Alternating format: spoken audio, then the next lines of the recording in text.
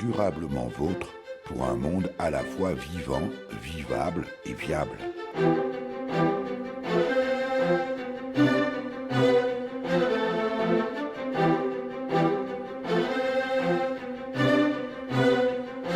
Aujourd'hui, nous évoquerons les nouvelles pratiques écologiques pour le bâti, ancien et nouveau. Nous sommes dans la Meuse, à Montier-sur-Sault, avec la directrice d'Écuret Pôle d'Avenir, qui met à disposition des professionnels du bâtiment une étonnante plateforme de formation à l'éco-rénovation et à l'éco-construction.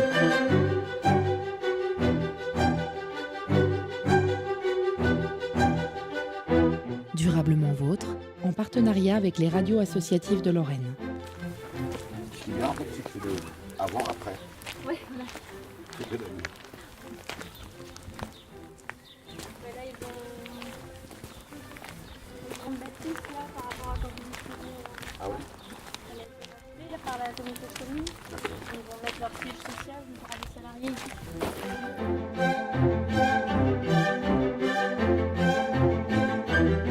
Amélie Desloires, bonjour.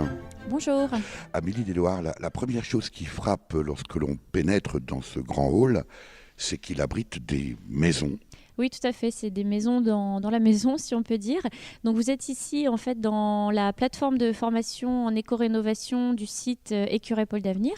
Donc, le site Écuret Pôle d'Avenir appartient à la communauté de communes des Portes de Meuse. C'est un site qui fait 9 hectares, ancienne friche industrielle en reconversion, puisqu'on était ici dans une usine, dans une fonderie d'art et d'ornement, qui a fermé ses portes en 1985 et qui a été rachetée et réhabilitée par la communauté de communes. La réhabilitation s'est terminée en 2015. Et parmi cette réhabilitation, donc on est vraiment dans un projet de centre d'expérimentation du développement durable en milieu rural.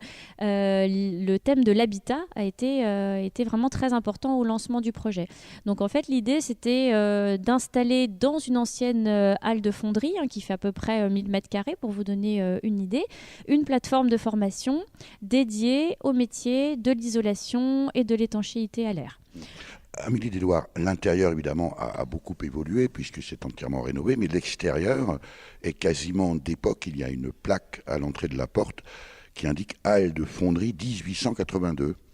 Oui, c'est la halle de fonderie qui avait été créée par la famille Salin, qui avait décidé de compléter en fait la halle principale par un nouveau processus de seconde fusion. Et l'architecte a vraiment respecté en fait le cachet du patrimoine du bâtiment, que ce soit les briques, que ce soit l'extérieur, que ce soit les fenêtres aussi, la charpente. Donc on est vraiment dans l'ancienne halle telle qu'elle était, sauf qu'elle est vide, bien sûr. Alors, pourquoi le choix de dédier l'intérieur dorénavant de ce bâtiment, Amélie Desloires, uniquement à l'habitat? Parce qu'après tout, on y reviendra, le sujet du jour, c'est véritablement cette plateforme de formation en éco-rénovation. Je rappelle que nous sommes déjà venus il y a quelque temps pour parler d'une manière générale d'Écuret Pôle d'Avenir. Pourquoi avoir fait ce choix de consacrer cet espace uniquement à l'habitat? Parce qu'après tout, ça aurait pu être peut-être un autre choix. Alors en fait, au moment de la création du pôle d'excellence rurale, la communauté de communes et ses partenaires ont identifié plusieurs thèmes, à la fois la culture, l'agriculture, mais aussi l'habitat. Et en fait, le constat qui a été fait, c'était de se dire on est dans une région où le parc immobilier, le bâti ancien vraiment, qu'on situe avant 45, est très important. Et on constate que les maisons ne sont pas forcément rénovées, ou quand elles le sont, qu'elles ne sont pas forcément bien rénovées. Donc en fait, il y avait un gros besoin de formation de toute la filière du bâtiment sur comment on rénove un bâti ancien, quels matériaux on peut y mettre, quelles nouvelles techniques. Et l'objectif, c'était bien sûr de répondre aux nouvelles normes, nouvelles réglementations, et aussi d'utiliser des matériaux le plus sain possible, le plus naturel possible, et de pouvoir réduire aussi bien sûr les coûts d'énergie, notamment les coûts de chauffage, par des pièces le plus étanches possible et bien ventilées. Alors, c'est vrai que les entreprises, souvent même avec bonne volonté, sont bien sûr disposées à faire les travaux de rénovation qu'on leur commande, mais ne sont peut-être pas toujours au fait précisément de notamment ces nouveaux matériaux, Amélie Desloires. Oui, en fait, il y a beaucoup de choses qui évoluent, à la fois les techniques, la réglementation, ça c'est très important. Il y a eu la RT 2012, là il y a la RT 2018 qui va sortir, donc tout évolue. Alors c'est valable surtout pour la construction, mais on sait que ça arrivera aussi en rénovation. Et puis il y a, comme vous dites, effectivement tous les nouveaux matériaux, alors qui ne sont pas forcément nouveaux d'ailleurs, hein, mais on revient parfois à des choses assez traditionnelles, c'est ça aussi le paradoxe. Et puis il y a tout ce qu'on appelle les matériaux recyclés ou matériaux biosourcés, dont type laine de bois par exemple, coton recyclé, que les artisans en fait n'ont pas du tout pour habitude tout simplement de connaître. Donc ils n'ont pas Peut-être de... même se sont un peu désintéressés, voire ont un peu moqué, voire boudé ces matériaux parce que écologiques au départ. C'était surtout une habitude, je pense, d'utiliser les matériaux type polystyrène, laine de verre, qui étaient faciles à trouver, qui étaient peu chers, mais dont maintenant on sait quand même avec le recul qu'ils sont pas très sains et qu'ils n'ont pas toujours une durée de vie énorme. Après, ce qu'on dit nous en formation aussi beaucoup, enfin ce que les formateurs disent, c'est qu'on n'est pas des extrémistes des biosourcés. Surtout, ce qui est très important, c'est que l'artisan puisse adapter le matériau aux bâtis qu'ils trouvent. Donc il y a des bâtis, par exemple des années 70 en agglo, sur lesquels vous pouvez poser du polystyrène, il n'y a aucun problème. Par contre, si vous allez mettre ça sur une maison du 19e siècle qui a certaines particularités, bah là c'est très dommage. Donc en fait, ce qu'on apprend aussi en formation, c'est à faire un diagnostic du bâti ancien et à trouver le matériau qui est le plus adapté. Et puis ensuite, il y a un facteur qui n'est pas négligeable non plus, c'est savoir convaincre le client, puisque c'est lui quand même qui va payer la facture. Donc il faut arriver à lui présenter ses matériaux, à lui expliquer le coût et aussi les avantages, surtout sur le long terme, parce qu'il y a le coût immédiat. Alors, et puis, il faut convaincre le client, mais aussi le chef d'entreprise, on y reviendra. On va bien sûr parcourir ces 1000 mètres carrés avec vous, Amélie Desloire, visiter ces différentes petites maisonnettes, véritables petites maisonnettes ici présentes dans ce hall. Mais préalablement, je voudrais savoir quel est le public qui vient ici profiter de cet espace de formation. Alors pour l'instant, on est majoritairement sur un public professionnel, donc artisans, entreprises, en formation continue. Donc en fait, ce sont des entreprises, donc soit des chefs d'entreprise, soit des poseurs. On a à peu près 75% de nos stagiaires qui sont des poseurs, des ouvriers. Dans des métiers très différents, donc plâtriers, plaquistes, menuisiers, chauffagistes, électriciens. Et ils viennent essentiellement, pour l'instant, de Meuse et de Haute-Marne.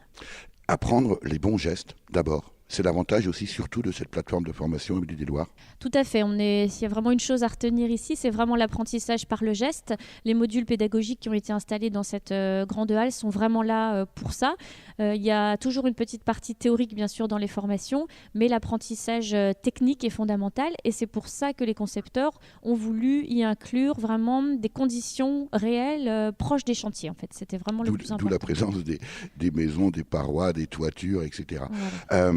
Pour autant, Amélie Desloire, les entreprises ne sont absolument pas contraintes de ces formations. Certains peuvent continuer, comme vous le disiez, à utiliser peut-être du polystyrène et de la laine de verre. Quelle est la motivation des entreprises qui viennent profiter de ces formations ici ? Alors la motivation, je dirais, c'est d'être un petit peu avant-gardiste et de se dire, là, on est en train de louper un coche quand même. Peut-être pas dans 1 an, peut-être pas dans 2 ans, mais dans 10 ans, ça sera des matériaux que tout le monde devra utiliser. Les réglementations aussi vont changer. Ce qui peut aussi les motiver, c'est la peur du sinistre, parce que quand on utilise un mauvais matériau ou qu'on pose un matériel de façon erronée, bah, après, il y a le sinistre. Donc pour une entreprise, c'est catastrophique. Donc voilà, je pense cette volonté vraiment d'être en avant, de respecter aussi les normes. Mais c'est vrai que c'est pas facile, il faut encourager quand même ces formations et puis essayer de récompenser aussi, de faire connaître les entreprises qui font l'effort de venir se former. Alors cette plateforme de formation en éco-rénovation ici à Écureuil Pôle d'Avenir, Amélie Desloire accueille des entreprises, ou en tout cas offre cet équipement aux entreprises. Pardonnez la brutalité de ma question, mais est-ce que ça fonctionne ? Alors tout à fait, depuis la labellisation Praxibat, qui est une labellisation d'État accordée par l'ADEME sur la qualité des infrastructures, on a eu donc maintenant 1 an et demi de recul en fait sur notre travail. En 2017, on a 150 stagiaires qui sont venus se former, essentiellement sur des modules de 3 jours, à la fois sur de l'isolation par l'intérieur, isolation par l'extérieur, pose d'ouvrants en rénovation. Et puis en 2018, on va largement dépasser les chiffres, puisque en termes de fréquentation, on a quasiment atteint ça en 6-7 mois. Donc voilà, ça continue et le bouche à oreille fonctionne, et la plupart des organismes et des entreprises vraiment repartent en étant très satisfaits et avec vraiment un outil unique. Alors, je suis une entreprise de bâtiment, par exemple, je sais pas, d'isolation. Je veux me former ici à Écureuil Pôle d'Avenir au sein de cette plateforme. Comment je m'y prends, auprès de qui je m'adresse, et puis combien ça va me coûter? Alors en fait, il y a plusieurs canaux d'information. Il y a bien sûr s'adresser à nous, à Écureuil Pôle d'Avenir. Selon le métier de cette personne, selon ce qui l'intéresse, on la redirigera en fait vers les organismes de formation qui portent les sessions de formation. Ensuite, le deuxième canal très important, c'est les fédérations professionnelles. Donc pour ceux qui sont affiliés, CAPEB, FFB, c'est vraiment les interlocuteurs privilégiés pour les formations. Et ensuite, alors ça dépend vraiment du type de formation, de la prise en charge, des organismes de branche, etc. Mais il faut compter en moyenne, c'est vraiment une moyenne, pour une entreprise qui vient se former sur un module, on est autour de 400 € la formation. Je propose qu'on aille se promener dans ce village de maisons en rénovation avec vous, Amélie Desloirs. J'ai rêvé de temple et pyramide, splendeur sous le ciel du vieil Orient, 200 000 hommes nus et humides, dans la sueur, le travail et le sang. Maître ouvrier ou homme de peine, avait-il la couleur de l'ébène ou la peau foncée d'un Nubien? Était-il cuivré comme un Libyen? Compagnon, j'ai songé à mes frères, avec leurs espoirs et leurs souffrances. Compagnon, leur cœur meurtri espère amour, fraternité, connaissance. Mais leur foi était-elle sincère dans ce désert de sable brûlant? Croyait-il vraiment à ce mystère? Pliait-il sous le joug du tyran? Tous ces tombeaux bâtis gigantesques pour tes petits demi-dieux dantesques, fils de radieux aimés ou haïs, couverts des pierres du Sinaï.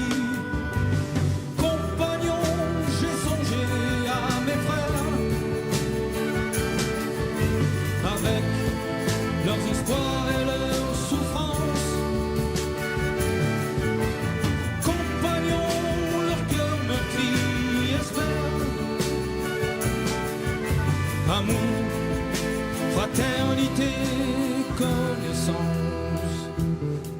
Se sont écoulés 40 siècles. Aujourd'hui, pour qui travailles-tu? Écoutes-tu la voix des oracles? Satisfais-tu encore aux vertus?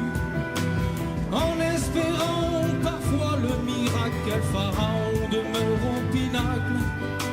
Qui sont tes maîtres ou tes tyrans? Se nomme-t-il pouvoir, argent? Durablement vôtre, Éric Mutschler. J'ai songé à mes frères, avec leurs espoirs et leurs souffrances. Compagnons, leur cœur meurtri espère amour, fraternité, connaissance. Faut cependant choisir ses chaînes, le premier maillon est liberté. Elle n'est pas au pied de ton chêne, mais en servant libre ton métier. Vois plus loin que la seule science accepte. Nous sommes toujours avec Amélie Desloirs, directrice d'Écureuil Pôle d'Avenir, c'est tout près de Montier-sur-Sault, en Meuse. Ici, à la découverte de cette plateforme de formation en éco-rénovation. Est-ce qu'on peut imaginer, Amélie Desloirs, qu'un jour, le particulier puisse venir se former, apprendre, découvrir par lui-même? Oui, alors c'est tout à fait possible. C'est une cible qui est pour l'instant minoritaire pour nous parce qu'on privilégie vraiment la formation continue professionnelle et qu'on travaille avec des partenaires comme les fédérations professionnelles pour qui les autoconstructeurs ne sont pas une cible, on va dire, privilégiée. Mais on a toujours eu en tête un jour de pouvoir proposer des stages ou des chantiers participatifs où on apprend à faire un mélange chaud-chanvre ou une isolation en paille. Ça, c'est quelque chose qu'on aimerait bien développer. Ça ne deviendra pas le cœur de notre activité, très clairement, mais on aimerait bien quand même lancer cette proposition. Vous me ferez signe, Amélie Desloirs, je serai votre premier client. Très bien. Alors, je disais tout à l'heure qu'on va découvrir cet espace avec vous, Amélie Desloirs, divisé en 3 parties, c'est ça ? Voilà, donc là on se trouve dans la première partie qu'on appelle nous un atelier évolutif, tout simplement comme son nom l'indique. En fait, on y construit, on y ajoute des modules de formation en fonction des besoins qu'on identifie sur le terrain. Donc le premier module, ça a été un Z en fait, en béton cellulaire et ossature bois, qu'on a réalisé pour des formations pour la société Pavatex qui fait de la fibre de bois. Et on a formé une trentaine d'artisans de Meuse et de Haute-Marne à poser justement cette fibre de bois en isolation par l'extérieur. Alors pour ça, vous parlez de modules, Amélie Desloirs, en fait ce sont des carrés de 4 mètres sur 4 à peu près, 3 mètres sur 4, avec des constructions, on pourrait dire un cube, voilà, un cube d'agglo avec différents matériaux. Et là-dessus, les poseurs notamment, j'imagine, viennent, comme vous disiez tout à l'heure, apprendre le bon geste. Voilà, exactement. Donc là, les 2 modules que vous citez, ce sont des modules consacrés à la pose d'ouvrants en rénovation, puisqu'on s'est aperçu, là aussi en partenariat avec les Compagnons du Devoir, notamment, qu'il y avait un gros besoin de formation sur le sujet. Et donc ces cubes, en fait, donc, on a de l'ossature bois, on a de l'agglo, servent à des formations de 3 jours très pratiques, où les menuisiers, essentiellement du secteur, viennent apprendre à poser des fenêtres dans un contexte particulier de rénovation. Et surtout, ils apprennent aussi, ou ils réapprennent, ils perfectionnent leur technique d'étanchéité à l'air. Ça, c'est très important. Et il y a énormément de nouveaux produits d'étanchéité à l'air, comme des adhésifs, par exemple, que les entreprises ne connaissent pas forcément. Et comme certains produits, comme la mousse polyuréthane, sont interdits, maintenant, il faut former les artisans à ces nouveaux produits. Et vous leur fournissez également, Amélie Desloirs, l'ensemble du matériel, ou est-ce qu'ils viennent avec leur fourchette et leur couteau ? Non, ils viennent avec leur tenue de travail, leurs chaussures de sécurité. Et nous, on fournit à la fois l'outillage de base qu'on a sur le site, qui sert à plusieurs types de formations. Et selon les types de formations, on a aussi toute une liste de consommables qui complètent en fait le matériel à leur disposition. Alors ça, c'était le premier espace. On va aller progressivement vers le deuxième espace, dans ce hall de 1882, forcément rénové de l'intérieur. Éco-rénovation, Amélie Desloirs pour le coup. Oui, en fait, on a travaillé avec les entreprises du secteur. On a également eu des lots en insertion.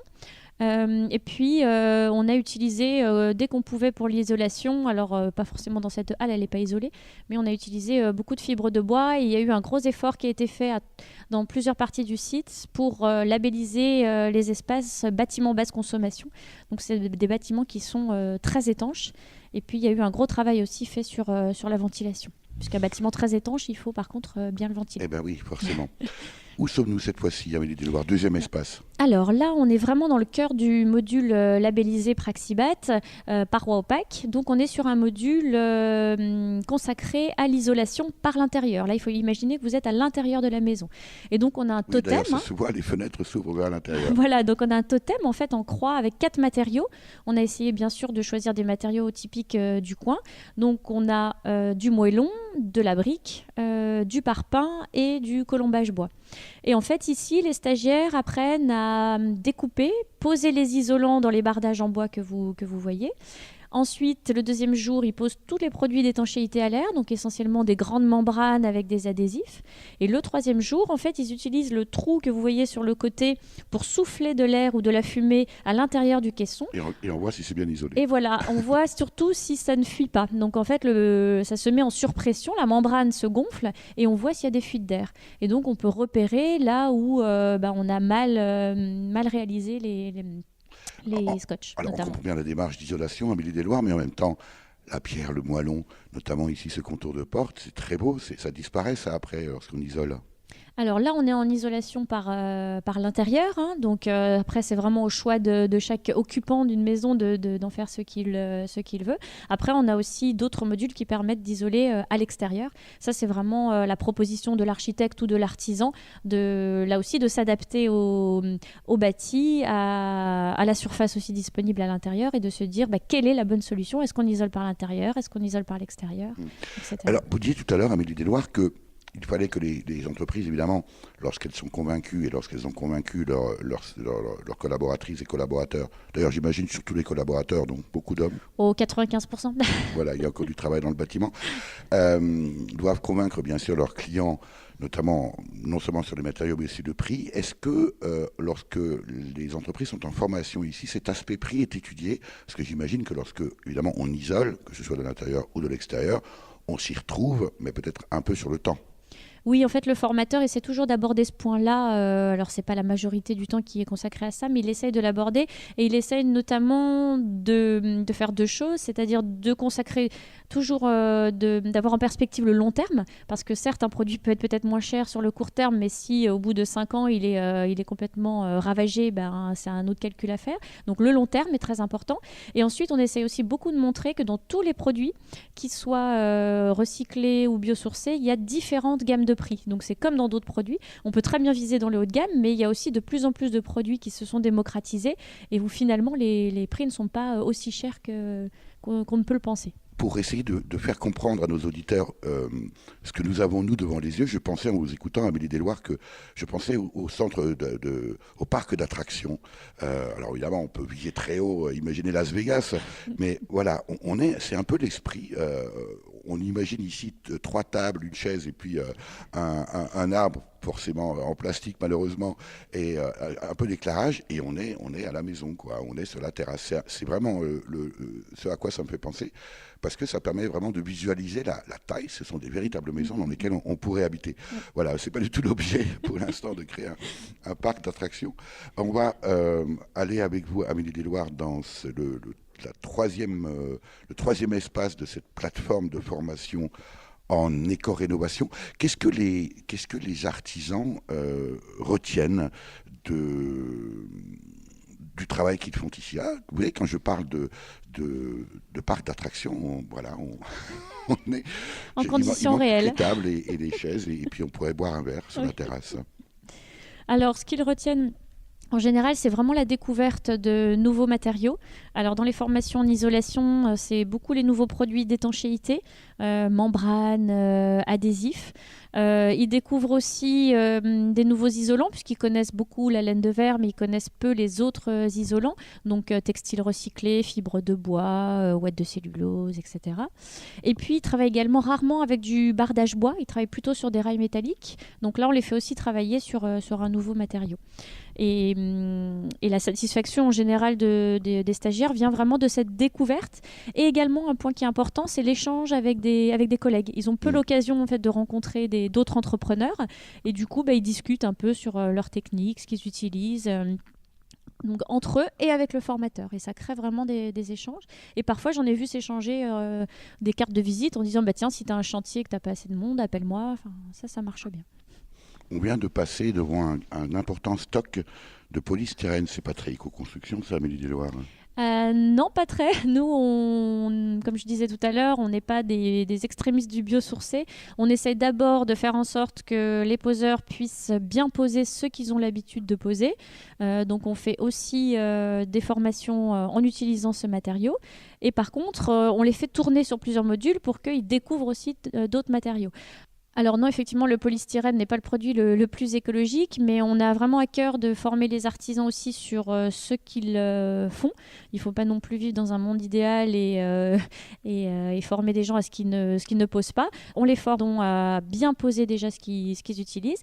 Et en plus, par contre, on les fait tourner sur différents modules pour qu'ils puissent poser d'autres isolants. Donc on revient là aussi à la fibre de bois, au bardage bois. Et nous arrivons tout doucement à cette troisième espace. On est monté par la 131 Nord, fait 40 000 sur des chemins en garnotte. Sur le bord en arrière, les frères Talbot dormaient comme des marmottes, pendant qu'on cherchait chacun mon oncle Hector.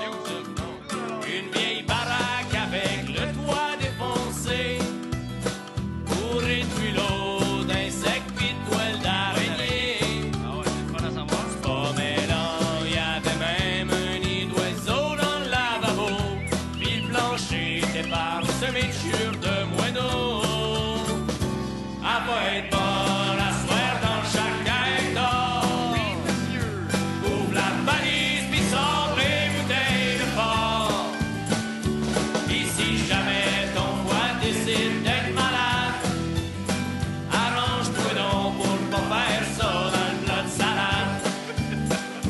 Quand je suis allé dans la chambre à coucher, j'ai trouvé un gars poilu ben évaché.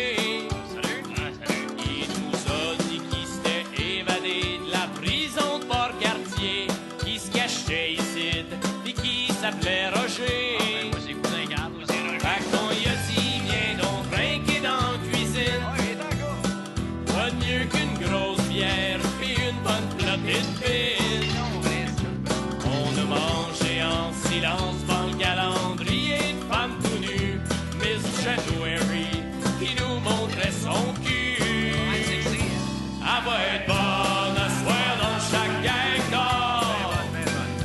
Ouvre la valise pis sors les bouteilles de port. Pis si jamais ton foie décide d'être malade, compte pas sur nous autres pour jouer à garde malade. On a commencé à prendre un coup solide, et c'est ainsi que s'entassèrent les bouteilles vides.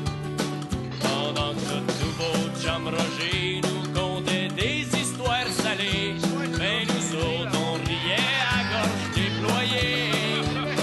Plus la soirée allait, plus on était gorlots.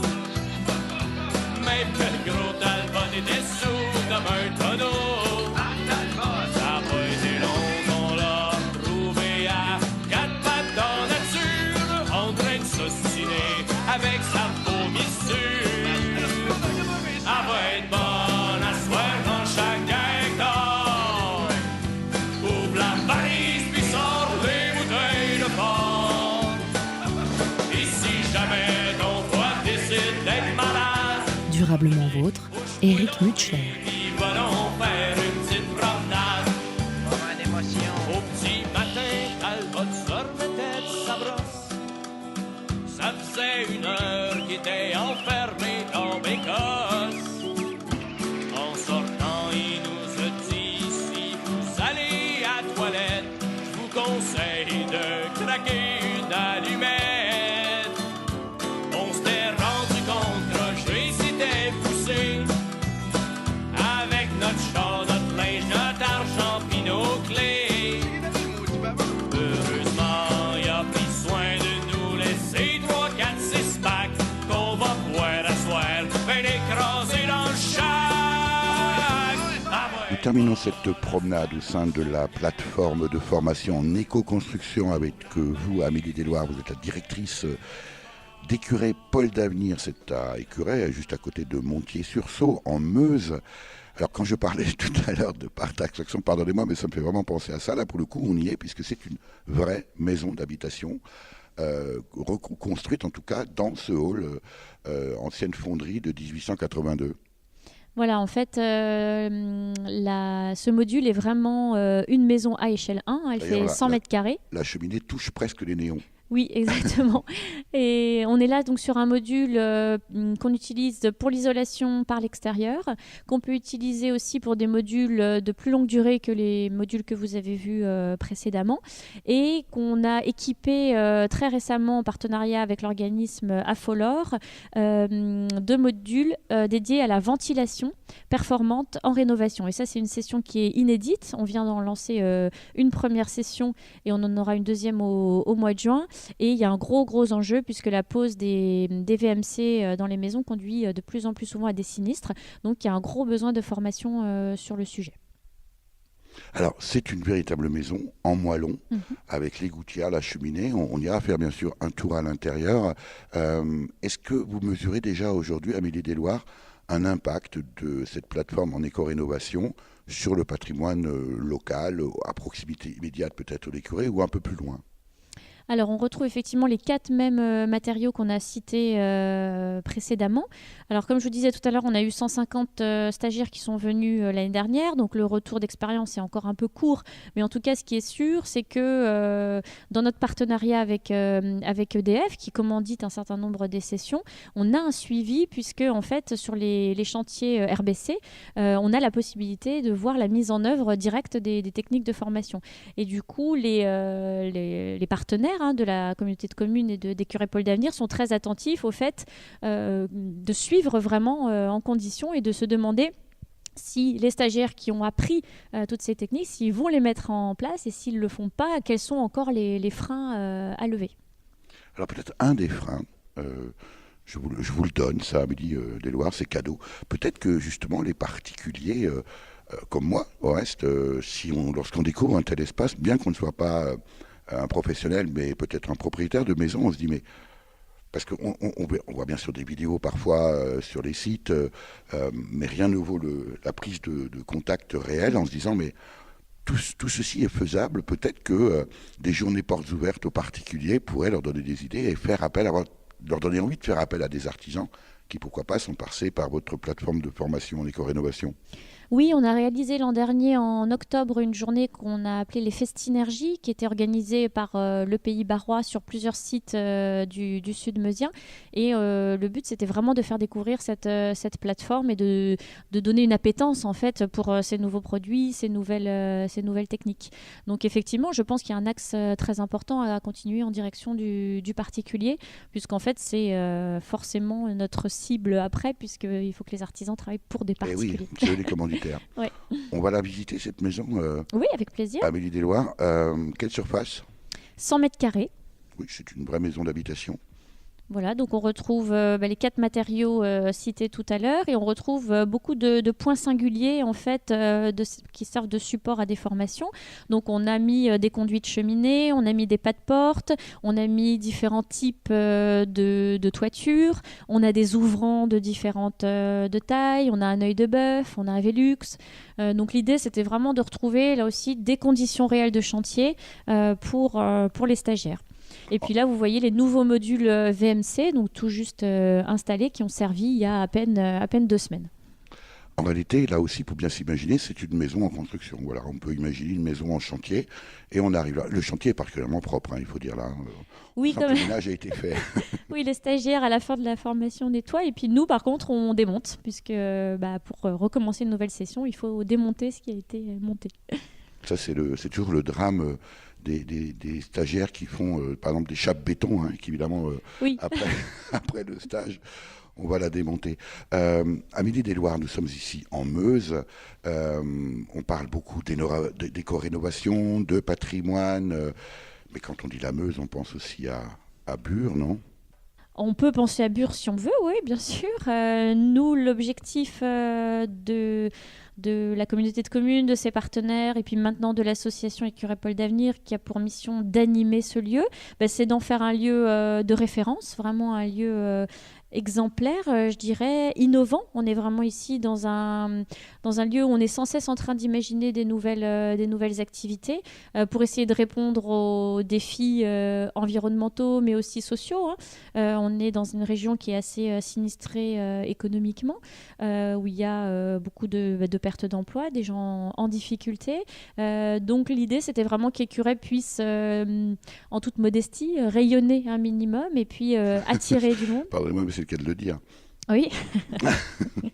Et attirer du monde à la fois par l'axe culturel, l'axe touristique et l'axe formation. On est un axe très important puisque on voit maintenant que les regards se braquent de plus en plus sur ce site comme un outil vraiment de référence, au moins dans le Grand Est. Alors, ma question ne portait pas évidemment sur le site en lui-même parce que je trouve la démarche extraordinaire, mais sur une forme de paradoxe qu'il y a entre le fait de... En raison même de la présence de la poubelle, du projet de poubelle nucléaire de Bure, CIGEO, qui change de nom régulièrement pour noyer le poisson, porté par l'Andra, et puis un projet de rénovation patrimoniale. Est-ce qu'il n'y a pas une forme de paradoxe quelque part, Amélie Desloirs ? Si vous voulez, après le... Je crois que je veux bien. Oui, si. Après, à chacun de faire le tri et de choisir ses motivations et de... Ma question vous met mal à l'aise ? Non, mais moi, mon travail, c'est de faire en sorte que le site d'Écureuil se développe et puis ça s'arrête là, quoi. Pour autant, beaucoup de maisons à vendre autour de Montiers-sur-Saulx, alors qu'il y a effectivement un patrimoine architectural encore très beau et très riche. Qu'est-ce qui se passe réellement dans le secteur, Amélie Deslois? Bon, en fait, je crois que comme dans beaucoup de campagnes, le principal problème, c'est le manque d'emploi. Moi, je le vois en tant qu'employeur, en tant que recruteur. Quand je fais des offres de recrutement, il y a énormément de candidats, des gens au chômage de longue durée. Donc, je vois vraiment que c'est difficile dans le secteur. Il n'y a pas beaucoup d'employeurs et les employeurs qui existaient historiques ferment de plus en plus. Donc, il y a des gens qui partent en ville, forcément, chercher du travail. Après, il y a quand même un certain renouveau par de nouvelles personnes qui arrivent sur le territoire, ce qu'on peut appeler les néo-ruraux, mais peu importe. Et puis, il y a des villages qui s'en sortent très bien, alors selon leur localisation géographique aussi par rapport aux axes routiers, selon aussi les politiques communales de rénovation, d'attractivité. Il y en a qui s'en sortent bien, mais c'est sûr je pense que le manque d'emploi est le principal frein à venir s'installer, à moins de découvrir des nouvelles formes de travail, de production. Tout est à inventer.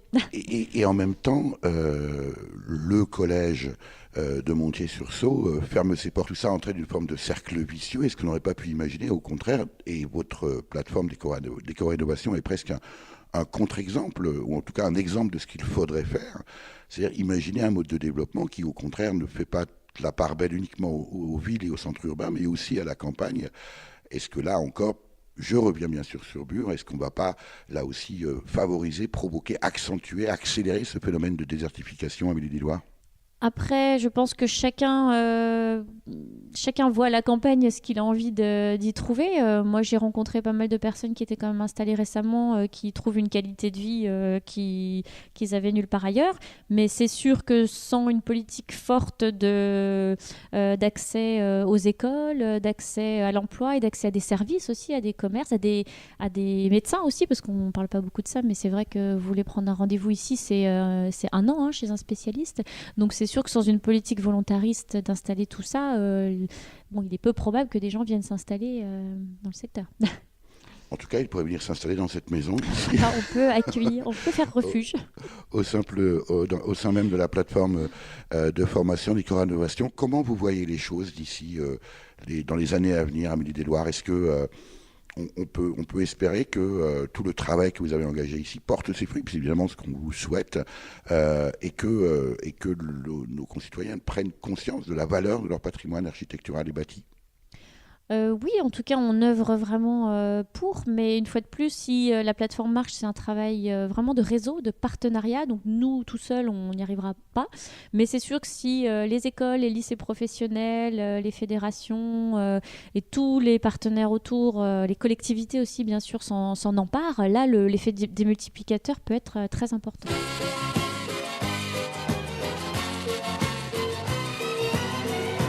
Enfin, j'ai ma maison, j'ai mon jardin, mon chat, mon chien et ma barrière.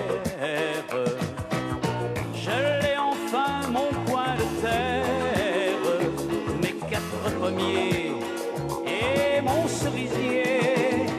Enfin, j'ai ma maison, mon coin de bleu, mon coin du feu, mon coin de rivière. Je suis devenu propriétaire et je vis ma vie à crédit.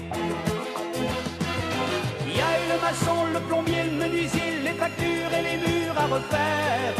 Mais c'est oublié, c'est classé, c'est payé pour rêver. Enfin, j'ai ma maison. Je prends mon bain tous les matins dans ma baignoire. Je n'arrive pas à y croire. Même les robinets ont l'air de marcher.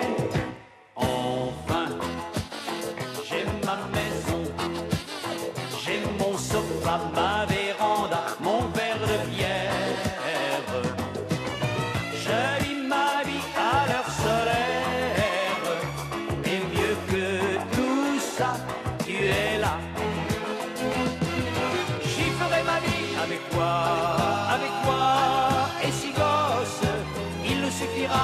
bâtir 4 chambres de plus. Enfin, j'ai ma maison, j'ai mon jardin, mon chat, mon chien et ma barrière. Je suis devenu propriétaire, et mieux que tout ça, tu es là. Et mieux que tout ça, tu es là. Durablement vôtre, Éric Mutschler. Amélie Desloirs, vous êtes la directrice des curés Pôle d'Avenir ici à Montier-sur-Saulx, c'est en Meuse. On vient de visiter la plateforme de formation en éco-rénovation. Vous en parlez comme d'une spécialiste. Vous avez un diplôme universitaire en bâtiment. Non, formation sur le tas avec mes collègues formateurs et autres partenaires. Alors comment devient-on pour le coup directrice des curés Pôle d'Avenir et notamment donc, de cette plateforme de formation en éco-rénovation? Alors, le parcours qui m'a amenée ici, il est d'abord personnel puisque je suis mariée à un Meusien, donc qui habite dans un petit village à 3 km d'ici, donc on est locaux maintenant.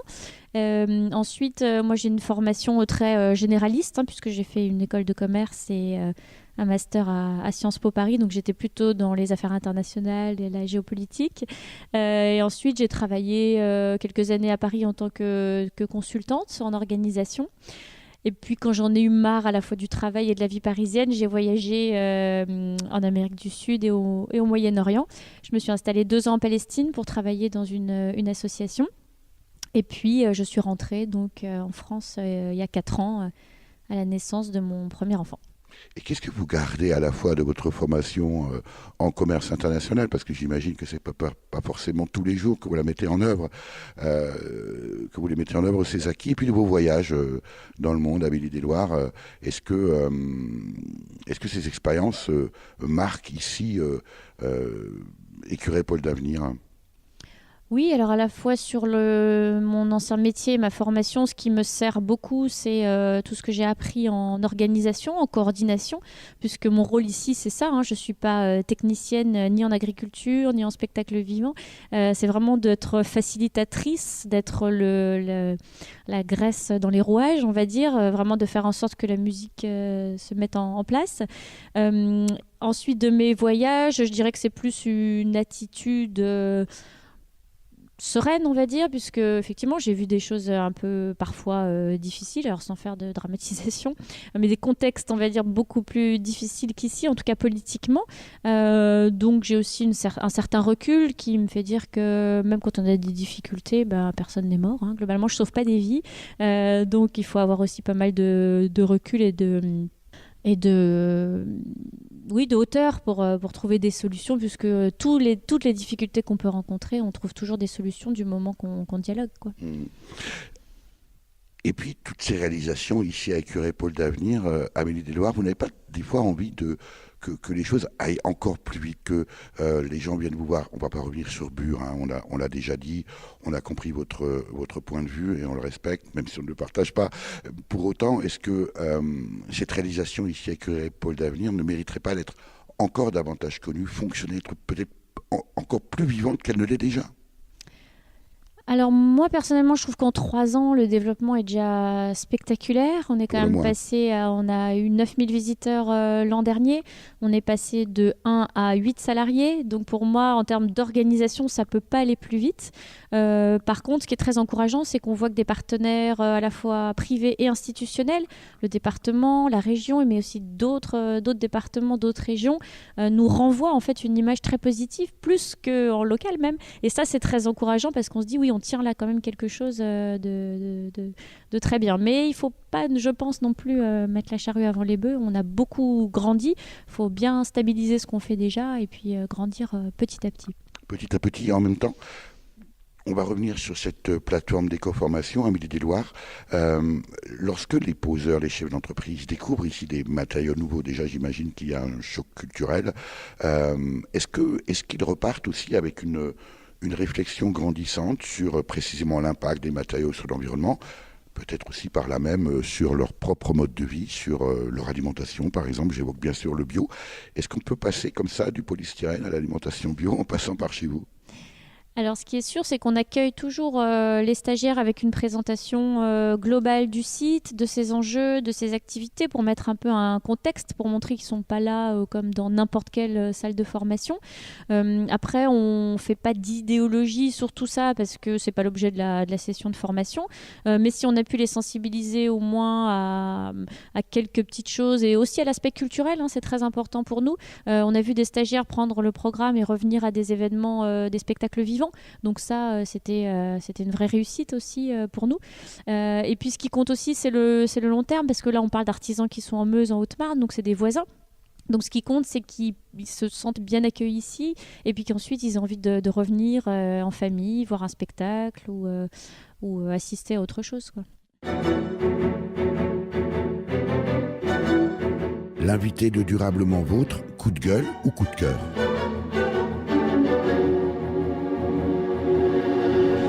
Amélie Desloirs, directrice d'Écuret Pôle d'Avenir, ici à Montier-sur-Sault, dans la Meuse, également donc directrice de fait de la plateforme de formation en éco-rénovation que nous venons de visiter avec vous. Vous êtes plutôt coup de cœur, plutôt coup de gueule, Amélie ? Alors plutôt coup de cœur, je voudrais citer notamment les communes, et notamment les maires et les conseillers municipaux des villages alentours qui lancent des programmes ambitieux de rénovation en fait, de leurs logements communaux, qui utilisent des matériaux nouveaux, des nouvelles techniques, qui essaient de faire appel aussi à des entreprises qui font l'effort de se former et qui permettent du coup d'accueillir des locataires dans des maisons qui ont à la fois du cachet parce qu'elles sont parfois des anciennes granges par exemple, et puis qui ont tout le confort moderne, des coûts de chauffage très réduits. Et c'est vrai que pour une commune de 100-150 habitants, porter un tel projet, c'est vraiment pas rien. Donc chapeau. On traverse évidemment toutes et tous souvent des villages. Moi, je suis toujours frappé par les efforts que font certaines communes. Alors, pour des motivations diverses et variées, dans certaines communes disparaissent ces toiles d'araignée que sont les fils électriques. Ça impacte immédiatement le paysage urbain. Et puis en même temps, on peut être frappé par le mobilier urbain. Je pense notamment à ces lampadaires chargés d'éclairer bien sûr la nuit. On demande des fois d'où, je sais pas, ils doivent les importer de Mars parce qu'ils ont des fois un design très curieux. Est-ce qu'on peut imaginer, Amélie Desloirs, que même la plateforme d'éco-rénovation puisse servir à une approche esthétique globale ?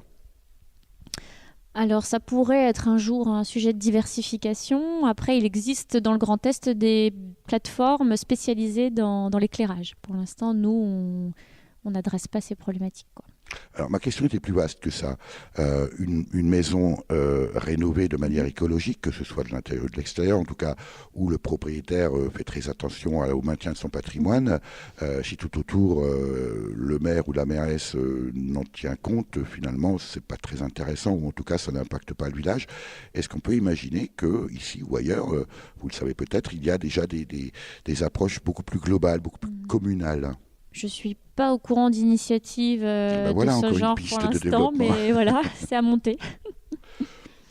Et puis, Amélie Desloirs, j'ai cru comprendre qu'était en train de se constituer, ou venait de se constituer, un cercle de rénovation du bâti ancien.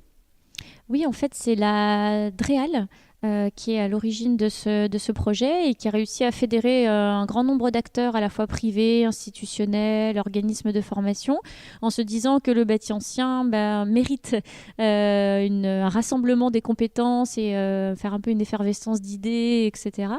Et donc le cercle s'est constitué il y a très peu de temps et il y a eu plusieurs ateliers qui ont été figés avec des responsables, etc.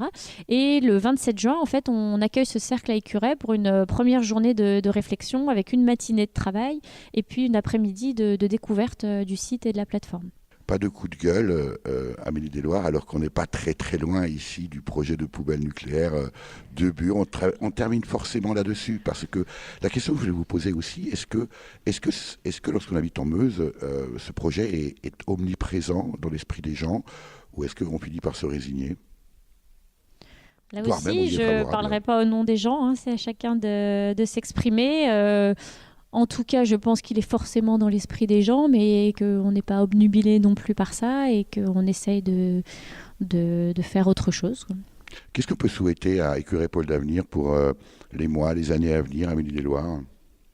Eh bien, de maintenir le rythme, je dirais, de continuer à fédérer, et surtout de continuer à être un carrefour, puisqu'on a la chance ici de pouvoir accueillir des gens de tous horizons, de toute opinion. C'est un lieu d'échange, c'est un lieu de réflexion. Donc surtout que ça continue. Voilà. Et puis ensuite, que ça crée aussi un maximum d'activités économiques. Je crois que c'est fondamental. On parlait des emplois tout à l'heure. On sait maintenant qu'on a créé des emplois en direct sur le site. On sait aussi qu'en emploi indirect, on contribue à faire vivre d'autres hébergements, des restaurateurs, des commerces. Donc ça, c'est vraiment très important. Merci Amélie Desloirs. Merci à vous. Je rappelle que vous êtes la directrice d'Écurie Pôle d'Avenir à Montier-sur-Sault dans la Meuse. Pour en savoir plus sur la plateforme d'éco-rénovation et d'éco-construction que vous abritez, participer à des formations ou plus généralement découvrir l'ensemble du site d'Écurie Pôle d'Avenir, rendez-vous sur www.écurepôledavenir.fr.